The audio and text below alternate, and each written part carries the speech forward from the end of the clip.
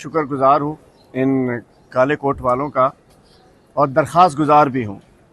इस वक्त जो मुल्क में सूरत हाल चल रही है कि अब हमारे जजेस, दुनिया में पहला मुल्क है कि जहाँ जजेस इंसाफ मांग रहे हैं, किससे मांग रहे हैं उसका हमें नहीं पता। जिस अंदाज से ये सूरत हाल परसों के ख़त में सामने आई, उसके बाद तय हो गया है कि जस्टिस आमिर फ़ारूक के सामने जितने भी केस लगे इमरान खान साहब के, उसमें इंसाफ नहीं हुआ, उसमें आइन के मुताबिक, कानून के मुताबिक फ़ैसले नहीं हुए। और खा वो साइफर केस हो, तोशाखाना केस हो या इद्दत केस हो, उसके जो जजेस थे निचली मातहत अदलिया के, वो कंप्रोमाइज़ थे, वो अहकामात पे चल रहे थे। ये तमाम सज़ाएँ ख़त्म होनी चाहिए और फौरी तौर पे ये फुल कोर्ट इजलास तो चल रहा है, हम समझते हैं कि सुप्रीम जुडिशल काउंसिल का इजलास बुलाया जाना चाहिए और जिस सूरत हाल के अंदर जो फैसले हुए हैं, जो प्रेशर में दिए गए, उनको वापस लेके अदलिया को आज़ाद करना चाहिए। पाकिस्तान में अदलिया आज़ाद नहीं है। वाह भाई, आपका ये वर्दी आज़ाद नहीं है, समो साहब, ये काली वर्दी आज़ाद नहीं है, अदालतें आज़ाद नहीं है। इसको आज़ाद करने का वक्त है, वरना चुन चुन के जो जुल्फ़िकार अली भुट्टो के साथ हुआ, आज इमरान खान भी हो सकता है। इसलिए और हमारे लिए ना निकलें, इमरान खान के लिए ना निकलें, अपने इस काले कोट के लिए, अपनी अदालत के लिए, आइन के लिए आप लोग बाहर निकलें। अभी नहीं तो कभी नहीं। बिस्मिल्लाहिर्रहमानिर्रहीम। ये जब से 6 जजेज इस्लामाबाद के हाई कोर्ट के एक लेटर लिखा है सुप्रीम जुडिशल काउंसिल को कि हमारे ऊपर इन्फ्लुएंस होता है, इंटरफेरेंस होती है फंक्शनिंग में, और पहले भी हम ये लेटर लिख चुके हैं चीफ जस्टिस को जो पहले गुजर चुके हैं। उसके बाद एक चीज़ आया हो गई पूरे पाकिस्तान में, पूरे वर्ल्ड में ये चीज़ आया हुई है कि पाकिस्तान का जुडिशल सिस्टम जो है इंडिपेंडेंटली नहीं चल रहा। मैं ILF के प्रेसिडेंट की हैसियत से सिंध से, मेरे साथ सेक्रेटरी जनरल और मेरी पूरी लीगल टीम, हम पहले दिन से सिंध हाई कोर्ट में गए, वहाँ से रेजोल्यूशन पास कराया, इस एक्ट को कंडेम कराया गया। आज हम कराची बार में आए और कराची बार वालों ने हमें ऑनर देते हुए उन्होंने भी रेजोल्यूशन पास किया है कि कल उसकी हफ्ते वाले दिन जनरल बॉडी कॉल की गई है। और मैं पूरी ILF सिंध के दोस्तों से ये रिक्वेस्ट भी किया है, उनको डायरेक्टिव भी भेजे हैं कि जिस जिस बार में आपकी अप्रोच है वहाँ बार में जाएं। इस मूवमेंट को हमें आगे लेके चलना है, क्योंकि ये मूवमेंट अदलिया की आज़ादी के साथ साथ जो पाकिस्तान में डेमोक्रेसी को डैमेज किया हुआ है, जो यहाँ पर मैंडेट चोरी हुआ है, जो पॉलिटिकल विक्टिमाइजेशन हुई है। मेरे साथ हलीम आदिल शेख साहब, मेरे प्रेसिडेंट सिंध के मदर विंग के खड़े हुए हैं, इनको 9 महीने जेल में रखा गया। हमारे चेयरमैन अभी स्टिल इन जेल में है, हमारे वाइस चेयरमैन जो शामून कुरैशी साहब हैं वो भी जेल में, हमारी खवातीन का लाहौर से जेल में। देखें ये कैसे जेल में, एक अदलिया ये कह रही है कि हमारे ऊपर इन्फ्लुएंस है और बैक डोर हमें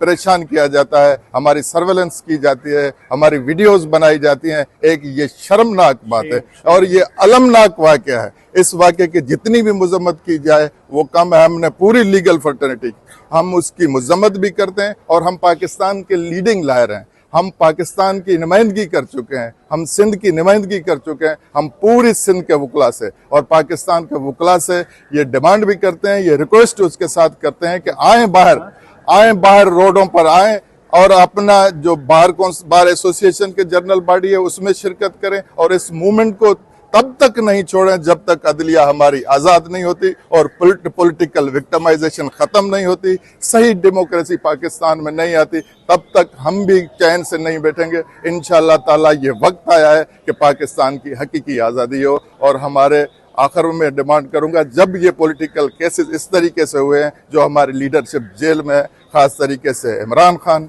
और बीबी बुशरा और उसके साथ शाह महमूद कुरैशी साहब और यासमीन राशिद और जो भी पंजाब में और पढ़े उनको फिलफौर आज़ाद किया जाए। अगर नहीं किया गया तो हमेशा हम रोडों पर रहेंगे, तब तक रहेंगे जब तक उनकी आज़ादी नहीं होती। Thank you. इस वक्त तमाम पाकिस्तान के अवाम और ख़ास तौर पर वकला बिरादरी से ये दरख्वास्त करता हूँ कि ये 6 जजेज़ हैं, इन्होंने जो लेटर लिखा है जुडिशल काउंसिल को, बहुत ही ये इम्पोर्टेंट लेटर है। पाकिस्तान में इस वक्त सियासी बहरान और आइनी बहरान पैदा हो गया है। इससे पहले सुप्रीम कोर्ट के 2 जजेस एजाजुल हसन और बाकर साहब इस्तीफ़ा दे चुके हैं। इससे पहले भी इसी तरह के इन एजेंसियों ने, इन एस्टेब्लिशमेंट ने इसी तरह के किरदार अदा किए हैं। मुझे याद है कि मेरी 40 साल प्रैक्टिस है, मैं ये आपको बताता चलूँ कि जुल्फ़िकार अली भुट्टो का केस आया, उस वक्त जस्टिस यकूब था, उस वक्त जस्टिस सफ्दर था, धुराब पटेल था, नसीम हसन शाह था। जो इंटरेस्टेड जजेस थे जिन्होंने फांसी देनी थी उनको तो एक साइड बेंच में कर दिया।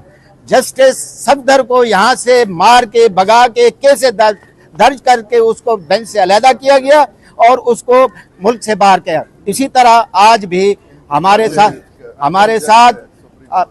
साथ शेख साहब हैं, सुप्रीम कोर्ट के वकील हैं, ये हमारे साथ जद्दोजहद में शामिल थे।